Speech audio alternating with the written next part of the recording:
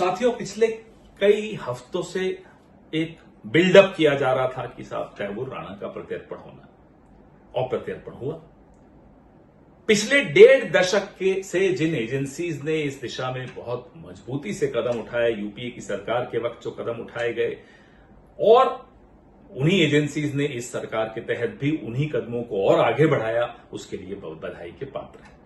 लेकिन इसके लिए जो एक श्रेय लेने की होड़ मोदी सरकार के में और मोदी सरकार के भक्तों में मची हुई है, वो आपको समझना चाहिए, क्योंकि ये लोग तो सूर्योदय के लिए भी श्रेय नरेंद्र मोदी को देते हैं, सूर्यास्त के लिए भी उन्हीं को श्रेय देते हैं, सूर्य ग्रहण को छोड़कर बाकी सब चीजों का श्रेय नरेंद्र मोदी को देते हैं। उनको छोड़िए, लेकिन क्रोनोलॉजी समझिए। क्रोनोलॉजी क्या है?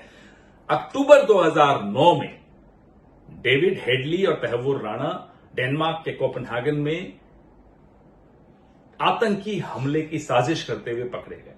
जब वो पकड़े गए तो यह खुलासा हुआ कि मुंबई के 26/11 के हमलों में के भी यही जिम्मेदार हैं। तत्पश्चात यूपीए की सरकार में एनआईए ने इन दोनों पर यूएपीए लगाया और आईपीसी की अनेक धाराएं लगाई, और सार्क का एंटी टेररिज्म कन्वेंशन के तहत इन्हें आरोपी घोषित किया 26/11 का। इसके बाद कानूनी प्रक्रिया चलनी शुरू हुई। अमेरिका में अलग कानूनी प्रक्रिया चल रही थी। अमेरिका ने 26/11 के मामले में इन्हें बरी कर दिया। तब यूपीए की सरकार ने, कांग्रेस की सरकार ने, मनमोहन सिंह की सरकार ने सार्वजनिक रूप से अपनी निराशा व्यक्त की। कोई सरेंडर मोदी की तरह नहीं, सार्वजनिक रूप से की, और अपना प्रयास, कूटनीतिक प्रयास, कानूनी प्रयास सब चलता रहा। इसी दौरान नवंबर 2009 में जब कनाडा की सरकार ने, हमारी कूटनीतिक सफलता का मैं आपको एक उदाहरण भी देना चाहता हूं कि कनाडा की सरकार ने तमाम खुफिया जानकारियां हमें दी। अमेरिका की सरकार ने एमलैट के तहत खुफिया जानकारियां हमें दी। ये सब यूपीए सरकार में हुआ।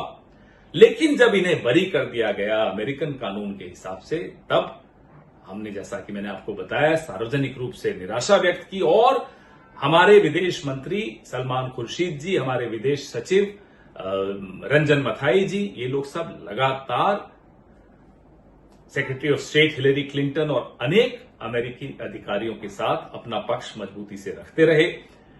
और उसके बाद जाकर हमारी, खैर सरकार चली गई वो अलग बात है, फिर जो नई सरकार आई उसके तहत भी एजेंसीज ने वही कदम, वही फाइल, वही मजबूत कागज जो यूपीए के वक्त इकट्ठे किए गए थे, उन्हीं को आगे बढ़ाया। उन्हीं कदमों को आगे बढ़ाते बढ़ाते आज इस स्थिति तक पहुंचे कि कानूनी प्रक्रिया खत्म होते होते प्रत्यर्पण आज संभव हो पाया। जो लोग इस प्रत्यर्पण का श्रेय नरेंद्र मोदी को देते हैं, उनसे मैं ये जानना चाहता हूं, पूछना चाहता हूं कि अगर एक व्यक्ति को श्रेय देना चाहते हैं तैमूर राणा के प्रत्यर्पण का, तो क्या दाऊद इब्राहिम का प्रत्यर्पण न हो पाना, डेविड हेडली का प्रत्यर्पण न हो पाना, मेहुल चोकसी का प्रत्यर्पण न हो पाना, विजय माल्या का प्रत्यर्पण न हो पाना, नीरव मोदी का प्रत्यर्पण न हो पाना, ये सब श्रेय किसको देते हैं मान्यवर?